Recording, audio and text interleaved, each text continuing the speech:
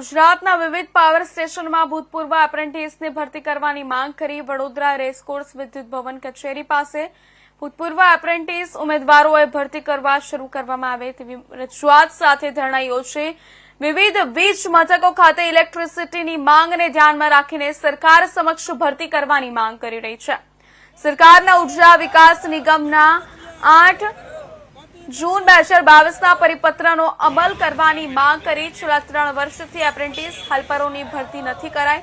Gujarat state electricity corporation limited GSEICLના ભૂતપૂર્વ apprentice વિવિધ પાવર સ્ટેશનના ઉમેદવારો વડોદરા વડી કચેરી વિદ્યુત ભવન ખાતે કરવામાં સૂત્રોચ્ચાર સાથે વિરોધ પ્રદર્શન કરવામાં આવ્યું।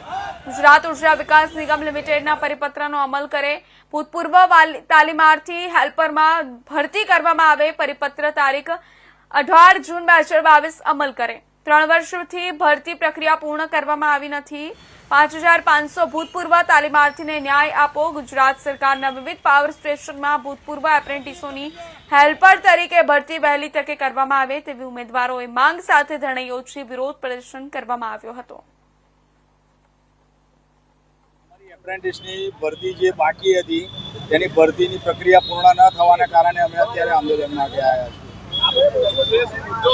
મુદ્દો અમારો એ છે કે 2022માં અમારે એપ્રેન્ટિસની ભરતીનું હેલ્પરની ભરતીની પરીક્ષા કે કંઈ જવાબ રિપ્લાય નથી મળતા, ભરતી લગતીના પ્રશ્નો હતા કોઈ જવાબ મળતા નથી, એના માટે આંદોલન માટે આવ્યા છે। લગભગ અત્યારે અમારો 200-250 માણસનો સ્ટાફ છે। શું કીધું કંઈ જવાબ નથી, અંદર આવે પછી ખબર પડે। 3 વર્ષના 4 મહિના